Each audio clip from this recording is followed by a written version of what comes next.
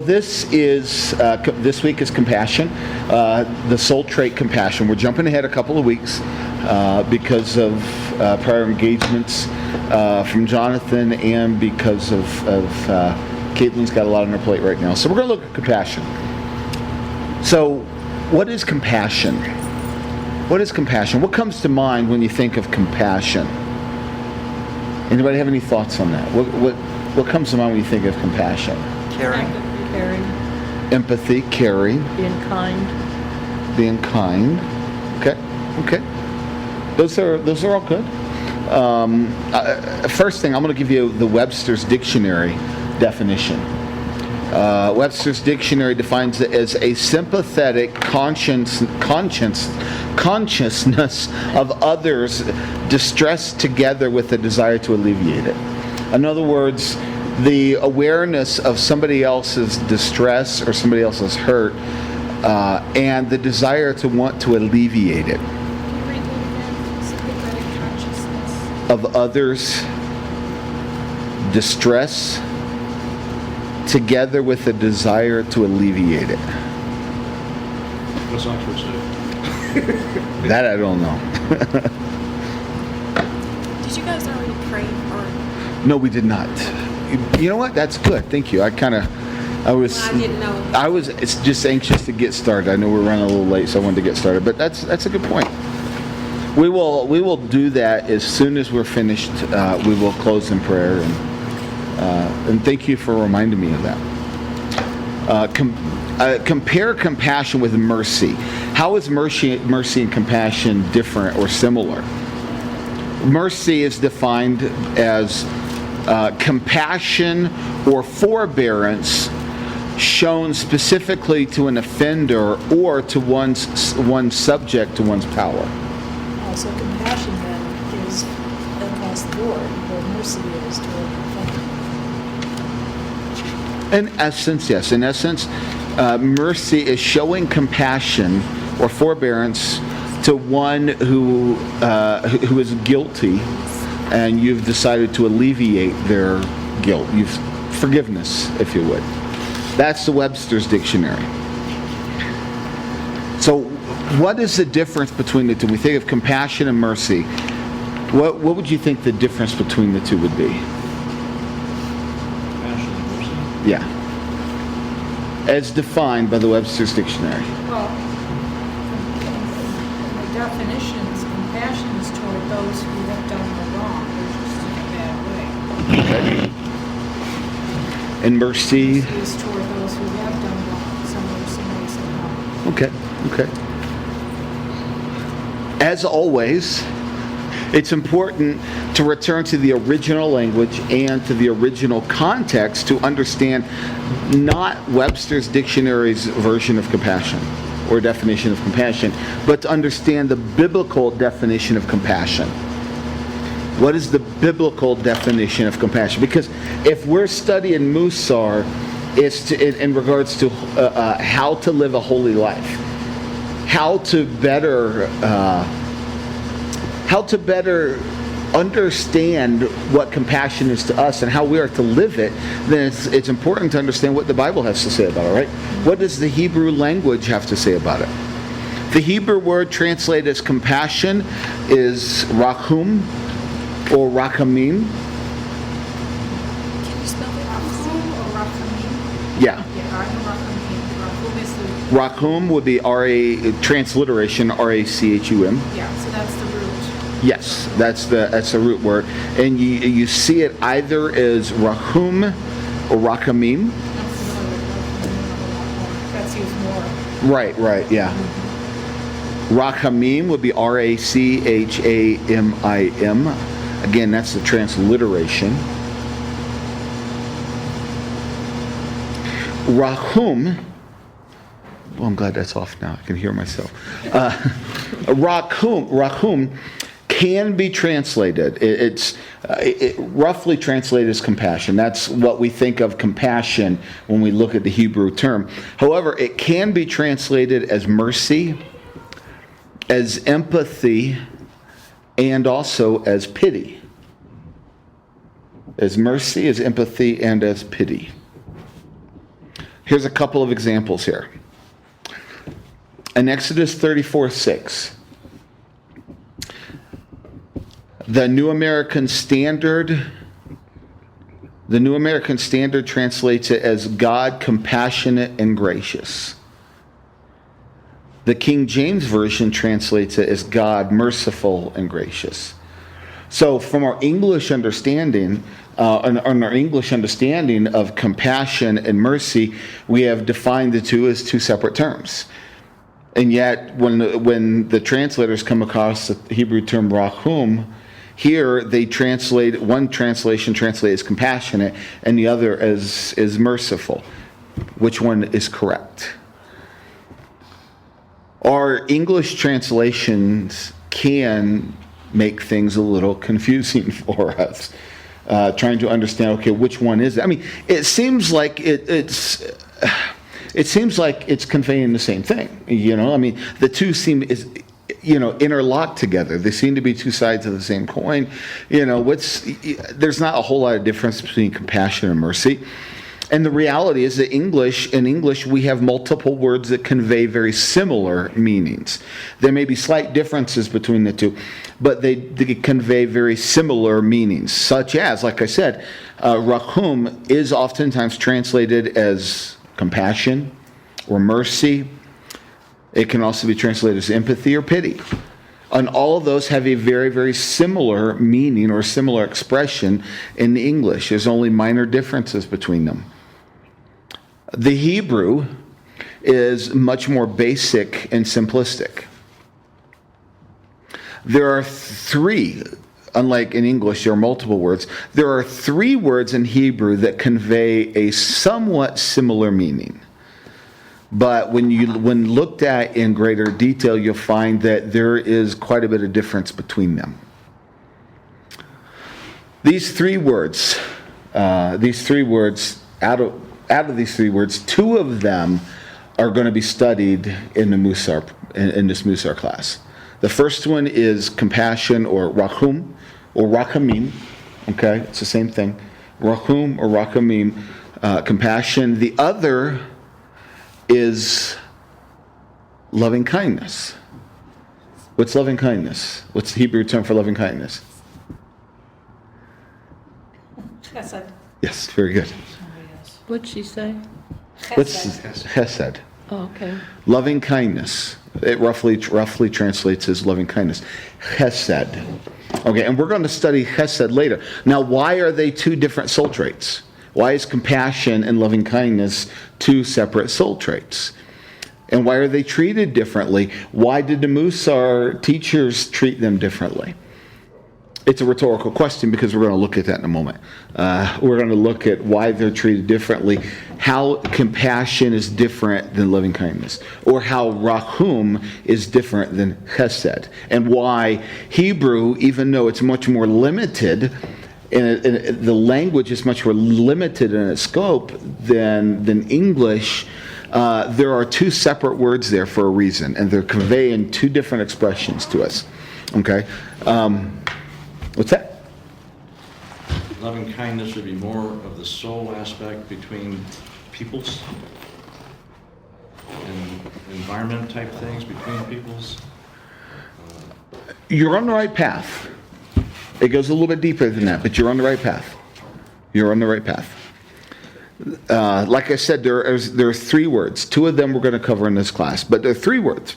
Like I said, the first is rachum. The second is chesed. The third is chamal. Is the Hebrew term chamal. Transliteration Chamel.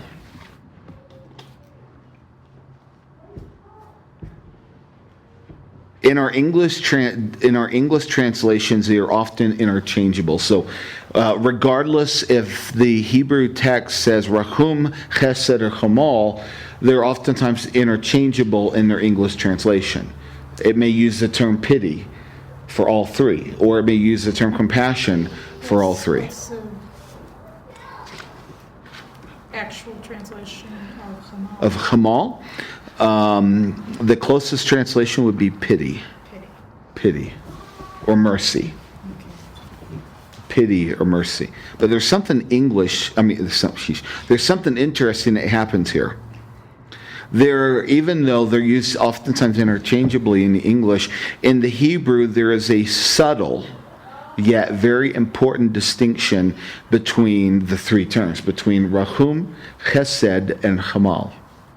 We will look at Chesed a little bit later in our Mussar studies, so it is important to define and distinguish these three Hebrew terms and how they are similar and how they're different.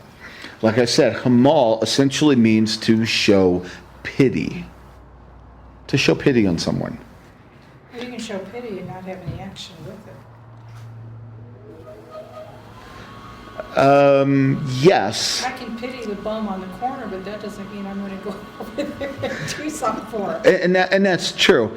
But allow me to throw a monkey wrench in here. If you're looking at subtle differences, that would be the first difference. Sure. And that is true. But I'm going to throw a monkey wrench in this. Okay. And this is something I did not see until I did a word study on it. And I had to look up, I had to go look up the term Hamal over and over and over and over and over again to find a clear pattern here of how the term Hamal is used. Hamal means pity, right, or mercy. It seems to fit more closely the English understanding of mercy than compassion does, right? Because it means pity, to show pity, right? Except that in every single case that I found in the entire Tanakh, whenever the Hebrew term Hamal was used, it was always in the negative sense. Always in the negative sense. In other words, it was always in the I will not show pity. So I was kind of correct when I said you can pity someone but not do anything to help them. And that is, yes. That is a very negative. Yeah, but the thing is that you can, I don't see how, I can see that you can show pity without doing something, but to me, if you're actually showing pity, then it's an action word to me. And yes and no, and I'll explain why. Okay, here's my point. Like I said, when you think of the term Hamal, meaning pity, and yet in every case in the Torah, or in the entire Tanakh that it's always found in the negative, where God says, I want you to strike them down and do not show pity. I will do this to you and I will not show you mercy. This is what is going to happen, and they will not be shown pity. It's always in the negative of not being shown pity. That being said, now follow my logic here. Okay, the term compassion, the term, when we think of compassion, because that's what we're studying here tonight, right? Compassion.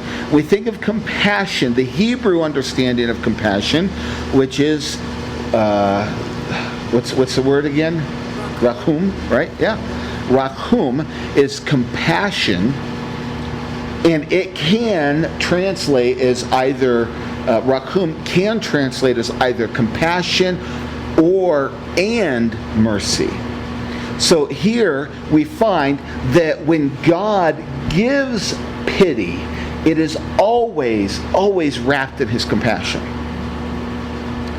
Whenever it is outside of compassion, it is always defined as Hamal. But when it is wrapped up in God's compassion, when pity is wrapped up in God's compassion, it is always defined as Rahum. Thus, it can be translated as compassion or mercy because it means the same thing. Because it's much deeper than simply compassion as we understand it. Like I said, the Webster's Dictionary means a sympathetic consciousness of others and a desire to alleviate it. You're aware of somebody else is hurting, you want to do something about it. Okay? But that's not what the biblical definition of compassion is.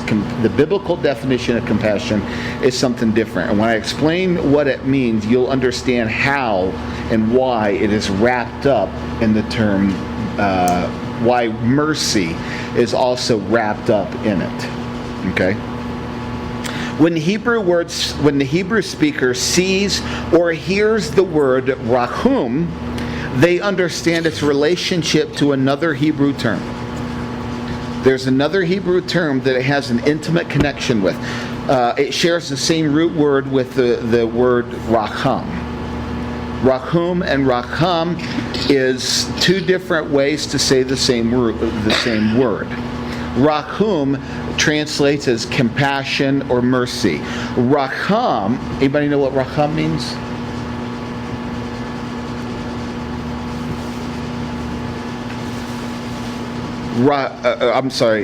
Racham. Yes. Rachum means to show compassion and mercy. Racham means the womb, or womb, like a mother's womb. So why would they share the same word? Why is the same word, the same root word used for compassion and mercy and a mother's womb? Protection, yes. Absolutely. I believe rachum also is compassion like that of a mother for her child. Nurturing, yes, absolutely. Think of that relationship between a mother and a child. This denotes a motherly type of affection, a motherly type of love. Thus, compassion is seen to be the embodiment of the strong ties of love, kinship, and tenderness. Okay? This is far more than just seeing somebody's needs and being aware of that and having a desire to do something about that. Okay? But it's much more intimate. It's much more detailed. It is the kind of love that a mother has for her unborn child in her womb. Does somebody call him? No, there's good. Oh. Okay. The same word is described for a father's relationship for his children. In Psalm 103, verse 13. Anybody have that they want to read? Does anybody have the Bible with them? Yeah, I do. Psalm 103, 13. Verse 13. Okay. I'm curious what Stern says, because some of Stern's Psalms translation is not the best in the world. 103 what? Oh, does she have 13? this, or does she have Yeah. something else? Just as a father has compassion on his children, Adonai has compassion on those who fear him. Very good. Just as a father shows compassion to his children, so the Lord shows compassion to those who fear him. And I don't know if Yes. like this translation they use the word revere him. Revere him? Okay. This is Those who revere him. Yes, the Hebrew understanding of fear would be very similar. Oftentimes is very similar to revere. That's correct. So here we find the clear comparison again of rachum and racham, that the kind of compassion that we are told to exhibit is the kind of compassion that God shows us, which is the kind of compassion that a father has for his children, and the kind of compassion that a mother has for the infant inside of her womb. Rabbi Samson Raphael Hirsch likens compassion to an outpour of emotion and empathy. He says this, he said, compassion is a feeling of empathy which the pain of one being of itself awakens in another. And the higher and more human the beings are, the more keenly attuned are they to re-echo the note of suffering, which like a voice from heaven penetrates the heart. So in other words, what Rabbi Hirsch is saying is that compassion is much deeper than the English understanding of compassion is just, being aware of somebody, being consciously aware of somebody else's suffering and having a desire to help. But it is speaking of a deep connection, a soul connection, if you would, where you were able to really not just know that this other person is experiencing this, not just know, well, this other person is going through a difficult time, but it means to be able to relate with them, to be able to connect with them on a soul level, to be able to not just see their hurt, but to feel their hurt. So the empathy. Yes, a deep, deep form of empathy that brings on a deep emotion. That brings on a deep emotion. Like in a relationship. That's, yes. But it doesn't have to be. No, it doesn't. Doesn't have to be, no. And I'll give you an example. I'll give you an example because she's not here. So, this past Shabbat, we were up here. We were in the middle of worship music, and all that Deb and Caitlin have been through. And I could see Caitlin sitting down there, and you could just tell that she was just broken. I mean, her heart was breaking. There was tears coming out of her eyes, and there was, I immediately felt a compassion, or I immediately felt a heart connection that said, that in me it was more than just an awareness, okay, she is hurting. I felt a little bit of hurt on her behalf. I felt like, I felt that too, to the point where I almost wanted to weep myself. And I called Lori over and I said, Lori, come over and just sit with her and talk to her, just in case she needs anything, And I think it's that type of thing. When it talks about compassion, it is on some level being able to look to and within another person and to feel what they feel, to experience what they have experienced, and to really show compassion on their behalf. Chesed, when we think about chesed, okay, chesed translates as loving kindness, and it's different. Compassion, or rahum, is a deep, almost emotional, spiritual connection, where chesed is linked to a relationship-based obligation. It is a relationship-based obligation. Translated roughly as loving kindness, chesed denotes loyalty and faithfulness. Does that make sense? There's a subtle difference, but can you hear the difference? Can you see the difference here? Chesed is relationship-based. It is covenant-based in many ways. It's covenant-based. Chesed is often used in association with a marriage covenant and is oftentimes translated as love. When God says you are to love your neighbor as yourself, you may not feel that overwhelming sense of emotion just flowing out of you, and you're able to connect with them on a heart level. But you do have a covenant obligation to them. When he says you are to love your neighbor as yourself, what that means is that you are to be devoted to their well-being, just as you are devoted to your own well-being. You look upon their needs as you look upon your own. When it says that you are to love the Lord your God with all of your heart, it is to be devoted to the covenant that you have made with him, to be dedicated to that, to be loyal and to be faithful to that. That may or may not involve emotion or empathy or compassion. Does it make sense? Okay. Chesed. Chesed, here's where things get really interesting. Chesed is, like I said, is oftentimes used in association with a marriage covenant and translated as love. Why in the Bible would the term chesed oftentimes be used, and within Judaism, chesed be used in relationship to a marriage covenant? You would think that rahum would be. But here's the reality. When you're in a marriage covenant, okay, and this doesn't happen with us, of course, but if you are always dependent upon your emotion, if you are dependent upon your emotion and how you feel at the moment, and that empathy within inside of you at that moment for your loyalty and your devotion, your marriage will fall apart pretty quick. Your marriage finds its longevity in a Hesed type of love. Okay, in our Western way of thinking, our Western world, we have a tendency to think of that romantic type of love that is found in the Western world associated with more of Rahum, that passion, that overwhelming sense of emotion, right? But those things ebb and flow. Those things come and go. Chesed is a description more associated with a covenant love.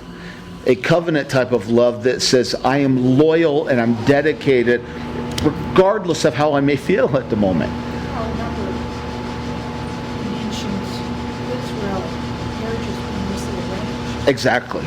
Exactly. It was a commitment made for you, so Right. you had to learn to love. Well, People fall, when you define love through the term Rahum, people fall in and out of love all the time. No wonder we have the divorce rate that we do, because people no longer define love as loyalty and dedication and commitment. It does remind, and forgive me, I didn't mean to interrupt you, but it does remind me of Fiddler on the Roof. Do you love me? Yeah. You know, I've been with you all of these years. I've cooked for you. I've fed for you. I've done all of this stuff. Of course I love you. You know, if your relationship is founded on Chesed, the Rahum will be there. The Rahum will be there. It will ebb and flow, but it will be there. Okay, the Chesed must be the foundation in which the marriage is built. Does that make sense?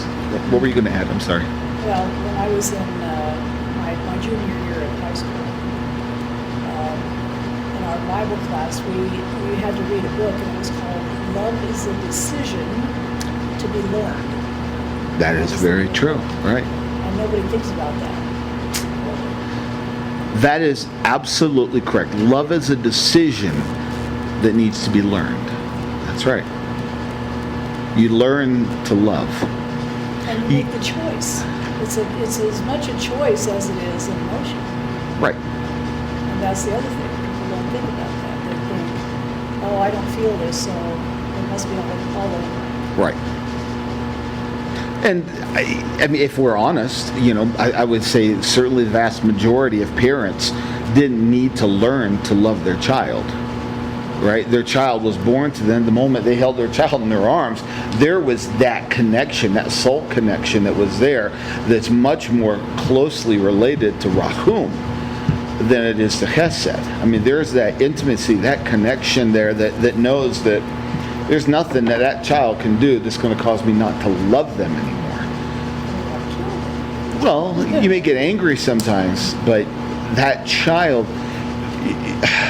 And the amazing thing is that the kind of love that God has for us is a love that intertwines Chesed and Rahum. Okay? And the kind of love that God has for us is Chesed and Rahum. He is devoted. He is dedicated. He is loyal. He expresses his loyalty to us over and over and over and over and over again. His loving kindness to us. His dedication to the covenant that he made to Abraham, Isaac, and Jacob. And yet, over and over again in Scripture, God also talks about him exhibiting compassion, Rahum, that deep, overwhelming sense of intimacy like a father to a child or like a mother to her newborn infant. You know, that God has, that's all a part of God, who God is. You know, that the reason it's defined separately is because those are two comparable and yet different aspects of the natures of God. He is both Chesed and Rahum. That's both a part of his attributes. That's both a part of who he is. What are some examples of Chesed? When we think of Chesed, what are some examples of how we exhibit Chesed? Leaving the four corners of your field to the poor, the widow, and the orphan, right? That is devotion to each other and devotion to God, right? We are showing our loyalty to God by being obedient, and we're showing our loyalty to each other and our responsibility to each other by being obedient and by leaving the four corners of our field to those who are in need. Visiting the sick. Visiting the sick in the hospital. That's certainly chesed, right? You may not, when you go visit the sick, do you feel, you always feel this overwhelming sense of compassion and this emotion that just, that soul connection? More often than not, no. But there's a feeling of obligation. This is my brother or sister in the Lord. This is my family member. And I have got a loyalty obligation to show to them. So I'm going to be there and I'm going to visit them to show loving kindness to them. Giving to charity is another example of chesed. You do it not because necessarily that you feel like doing it, but because it's the right thing to do. Because it is the righteous thing to do. Because it is how you show loyalty and devotion. Does that make sense? Mm-hmm. No. No. Okay, go ahead. For me, when I give, I get a special feeling inside about it. Sure. And it's because that rachum may be intertwined with chesed, which is good. Which is good. I mean, at least from my perspective, I think it shows some maturity in love, that rachum is intertwined with that giving. But you may not always feel that way. I mean, in the case of charity, that may be the case. But what about other areas where you know that there's a covenant responsibility there, that God has said this is what you are responsible for, but you may not feel like it.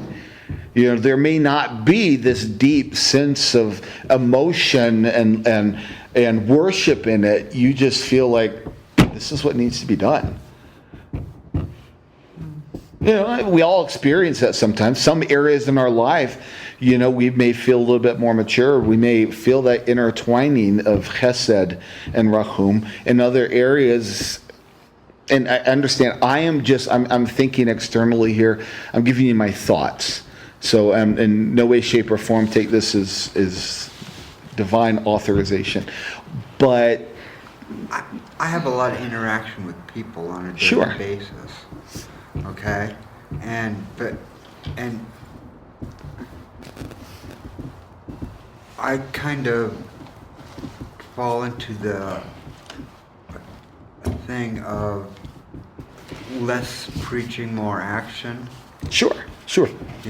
And so, I mean, I get comments from my customers all the time to higher ups that there's something special about Mike now. Mm-hmm. So, I mean, and I don't, like I say, I don't go around, I don't carry, I mean, some of my customers know where I'm coming from, but for the most majority, know that they don't, but it's more what they see in me on how I treat them and with respect and so it doesn't always have to be Okay.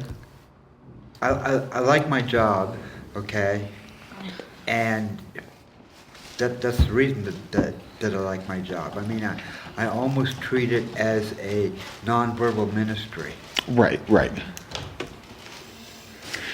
And Can I give yeah, an go ahead. example? All right, not saying this is your living condition, but here's an example. We just had a major snowstorm, so you're out there shoveling your sidewalk and you get to the property line and your next door neighbor is someone who likes to kick your dog anytime the dog even gets close to her property. But she's old and, cranky and nasty.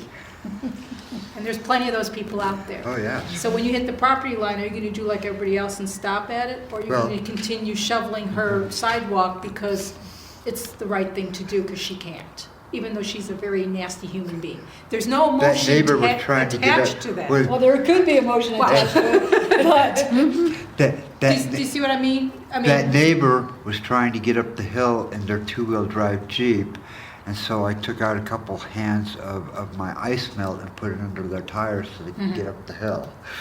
The nasty neighbor? Yes. Everybody's got one, okay? Well, and I think, There's an example, loving kindness, Exactly. you helped them, but that was not racham.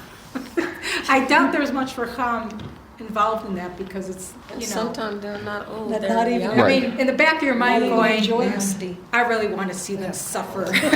right. But loving kindness says, no, I'm going to do what's right. See, that would be the difference. Ches, Rachum is much more closely associated with our emotion, with our feeling, and that soul connection. Chesed is being faithful to the covenant, your covenant responsibilities to each other, regardless of how you feel. It may involve a deep feeling of compassion because it's interwoven with Rachum, but it may not. So it could or could not involve passion and emotion. It just depends. It could involve passion, but not the right. Well, that is true.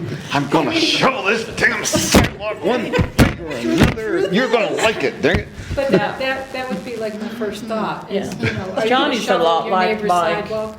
Because when we had that snowstorm, he must have went outside at least 6 times, helping people get their car going, and he was just freezing to death, but he'd be out there. But he's a lot like Mike. He's always wanting to do something to He help loves people. to help On people. Saturday mornings, he said, what can I do, what can I do?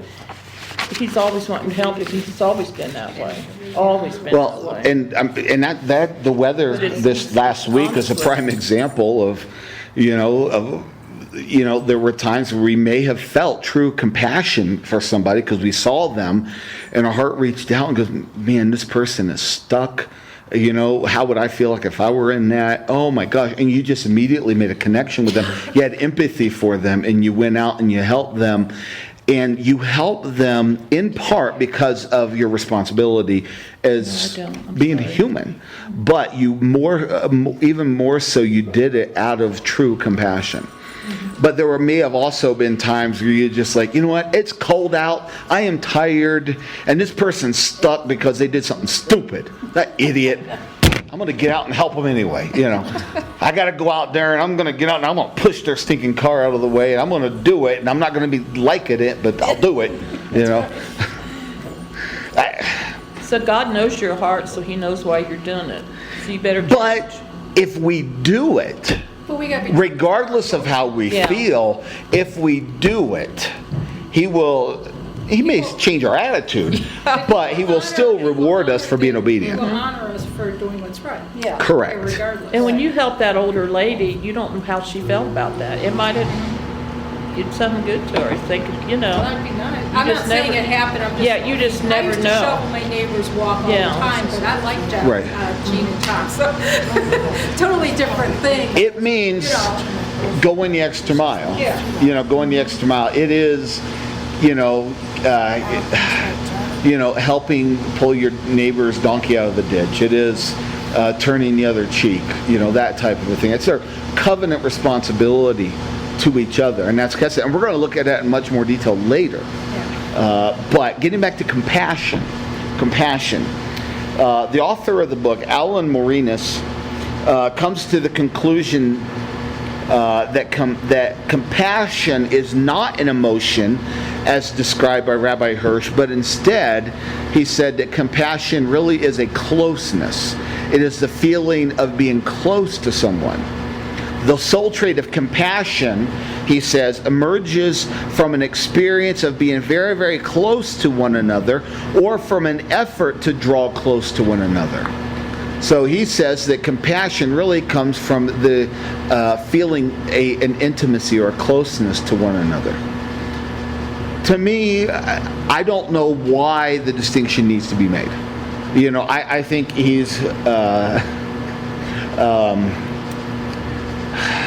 I think at times he's disagreeing just to disagree in this case, because I think feeling closeness to one another and emotion go hand in hand. You feel that connection. They naturally go hand in hand. You don't need to separate or to define them separately apart from each other when it comes to compassion, because they are both part of the Hebrew understanding of compassion. Closeness, intimacy. This comes, according to Moranis, this comes from the realization that we are all connected at several levels, as demonstrated by a mother and a child in her womb. That it's more than just the emotion of what she feels for the child, but the actual connection with the child being inside of her womb, inside of her body. It is in this way that we are able to truly empathize with another person. We are on some level then, when we feel that closeness to another person, able to feel the pain and the hurt of another as our own, because we feel close to them. This may be because of a deep familial relationship or experience. Okay, we feel compassion for one another, and that may be ultimately because of a familial relationship with our family, our child, or a parent, or a sibling, or it may be out of experience. What are some examples of compassion as defined by Alan? What are some examples of compassion as defined by him? Is that level of closeness, that feeling of closeness of I am sharing something with this person. Because I think that is a part of compassion, and I think he does make a valid point in that regards. Well, what about those people that were experiencing 9/11, for instance, that were helping each other? Absolutely. That's a great example. That's a great example. Of course, as I said earlier, parent-child relationship, right? Okay. What about Alcoholics and Narcotics Anonymous? Alcoholics and Narcotics Anonymous, you were even with tough love, you were able to have compassion, truly have compassion and connect with that person because you have been there. You have walked that road. You know what they feel like. And you have that connection with them that others may not have. Okay. Hesed says that person is in struggle. We need to be there to help them overcome that. Compassion says, no, I understand what they're going through. I empathize. I can relate. And I feel a deep connection that may take it to another level. Hesed, and don't get me wrong, it's not always the case, but Chesed may give up after a while and say, this person is a lost cause. I give up. I'm not wasting my time anymore. The person doesn't want to help themselves. But compassion may say, no, I'm not letting that person go, because there's a heart connection there. There's a connection there that says, that person has been struggling with alcohol for years. I am not going to give up on them. I'm going to keep on fighting with them, and I'm going to help them overcome. Does that make sense? What about some other examples? Someone who has who has experienced the loss of a loved one. When you experience the loss of a loved one, when you know what it feels like. It's one of the reasons I was able to empathize a little bit with what Caitlin was going through on some level, is because I know what it felt like. I know what it felt like when my father passed away. And it brought back immediately when I saw that, it brought back those feelings in me. And and I immediately made that connection and go, I know on some level how she's feeling. Spousal abuse survivors. People who are able to make a connection because they've went through the same thing. Abortion survivors. Those who have had an abortion and they know the pain and the hurt that they've experienced, and they're able to empathize and connect with somebody else who has had an abortion and help them heal through that process. They're able to have compassion on a level that some of us may not be able to. It's easy for us to judge and point fingers and to judge. How can you do that? But it's easier for somebody who's made that mistake, who has made that mistake, and know how bad it hurts, and know what it does to your heart, and know the wounds of that, to be able to relate and to truly heal. That's why compassion is so important. All of these examples on some level involve mercy. Remember I said earlier that mercy, as it's defined, Chamal, that's right. Mercy, as it is defined in the negative sense, is always used as Chamal.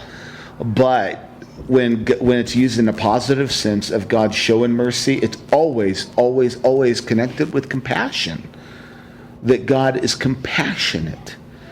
And that is why he is showing mercy. In other words, he is that heart connection with us like a child, like a parent, like a father or a mother to a child. He is showing mercy. So all of these examples that I used, whether it's surviving abortion or whether it's spousal abuse or what have you, they're all connected with mercy, of a showing of mercy, because we're able to connect with them on some level. I believe, like I said, that Alan Morinus is a bit short-sighted in dismissing Rabbi Hirsch's description of compassion as simply empathy, dismissing Rabbi Hirsch's description of compassion as empathy and emotion. Compassion by nature includes empathy, emotion, and closeness intertwined together. They are all woven together in one fabric. Compassion, rahum, is empathy. It is emotion. It is closeness. Let me give you a couple examples here. Okay, Matthew 5:32. In Matthew 5:32. Then Yeshua called his disciples to him and he said, I have compassion on the crowd because they have been with me now 3 days and have nothing to eat. And I am unwilling to send them away hungry lest they faint along the way. Okay, that extended above and beyond just a covenant obligation. He looked upon them. He saw them as hungry. He says, I'm not going to send them away hungry. He had compassion upon them. Deuteronomy 32:36. For the Lord will vindicate his people and have compassion on his servants. And when he sees that their power is gone and there is none remaining bond or free, he will look upon his people and he will have compassion upon them. Psalm 78:38. Yet he, being compassionate, atoned for their iniquity and did not destroy them. He restrained his anger often and did not stir up all of his wrath. Can you hear how mercy and compassion are intertwined there? Based on what I am able to read in Scripture, and I believe this is my definition of compassion. Compassion is the heart's cry of affection that leads ultimately to an act of mercy. It's the heart's cry of affection that leads to mercy. On some level, mercy. Doesn't mean that person did anything wrong against you, but it means to show them. Compassion means to see, to feel, to become overwhelmed in your heart and experience what they have experienced and showing them mercy. Your heart's desire just bubbles up from inside of you and you desire to show them mercy. It's almost something that's uncontrollable. You know, it's not, it is, yeah, it's something that you almost can't define or explain. If you try to explain it, you'll probably get tongue-tied trying to put it into words. It's that type of emotion. It's that type of passion. That, you know, how do you define your love for your child? Where do you begin to explain that? How do you define your love for your parents or your love even for your spouse? How do you explain that? How do you put those things into words? It's not explainable. You know, it's just, and that's why compassion ultimately is beyond definition. Rahum is beyond definition. So anything that we put together is going to fall short. But it involves the very seat of our hearts. You know, the one thing on compassion is the Underground Railroad, what people went through. And then during the war, all these Jews that were hidden from the Nazis, people took their life in their hands to hate the Jews. Absolutely. And that had to take a lot of compassion. I'm sure it did. I'm sure it did. In comparison to chesed, when we compare it to chesed, rachum or rachamim is used far more often in connection, in intimate connection with our emotion. In fact, rachamim is very much tied to one's feelings, how we feel. Chesed more closely describes a love that acts regardless of how we feel. Does that make sense? Rachum is connected to how we feel. Chesed is what we do regardless of how we feel sometimes, you know. That's why sometimes they're intertwined, sometimes they're not. You know, sometimes you do what is right regardless of how you feel, because you may not feel like doing what is right at the moment, you know. Let me give you an example. I'll give you another example. Genesis 40, begin at verse 29. This is Joseph. Joseph, and it says, and he lifted up his eyes, and he saw his brother Benjamin, and his mother's son. He said, "Is this your youngest brother of whom you spoke to me? God be gracious to you, my son." And then Joseph hurried out, for listen to this. His compassion grew warm for his brother, and he sought a place to weep. And he entered his chamber, and he wept there. Verses 29 and 30. So here's Joseph, when he sees Benjamin, his compassion. He didn't have any obligation, but his compassion for his brother was so overwhelming that he couldn't contain it. He had to run away, and he began to weep. Can you see the connection there with compassion, with emotion? In Luke 7, we talked about this past Shabbat, right? In Luke 7, Yeshua is likewise moved with compassion for the widowed woman of Nain who lost her son. He didn't do so out of a covenant obligation to do so. What covenant obligation did he have to raise her son from the dead? He did so out of pure compassion. His heart overwhelmed. That's why I said, I believe that, you know, just like he wept when Lazarus had died, that he saw this woman. His heart was overwhelmed with compassion. He immediately connected with her, and he felt what she felt. And with tears in his eyes, he reached out and he raised her son. That is compassion. That's not rachum. That's not chesed. That is rachum. I'm almost finished here. How then if compassion is something that comes from the very depths of our being and comes out, where chesed is our covenant obligation to one another, we can look at the soul trait of chesed and we can begin to practice that and go, okay, I see areas in that where I can do better. I can see areas where I can track and monitor and I can journal on. But how in the world do I journal on compassion? How do I lift that soul trait of compassion when it's connected to my emotions? My emotions come and go. I don't have a whole lot of control over it. You know, how do I do that? And the easy answer is, I don't know. But it starts with this. I believe it starts with this. The first step, and this is where we begin. This is where I want us to really focus this week in our journals, to become aware of your own feelings of compassion or lack of compassion. Be aware of your own feelings of compassion or your lack of compassion, and write those things down. Journal those things down so you're aware of those areas. Where does your compassion naturally dwell up within you? Where, are there some areas where you go, man, my compassion was lacking a little bit there. I could have done a little bit better there. I didn't connect to that person the way I could have. I did that. I shoveled that sidewalk because I had to. And then to be aware of where we are in that, and then to spend time praying about that and how God can raise your level, because in this area it is only, truly, in all of these areas ultimately, but especially in this area, it is His Holy Spirit, His Ruach working through you that will raise your level of compassion. That will give you that soul trait. That will enable you, allow you to see others as God sees others. Compassion is a trait of God. It is one of the 13 traits that's described in Deuteronomy.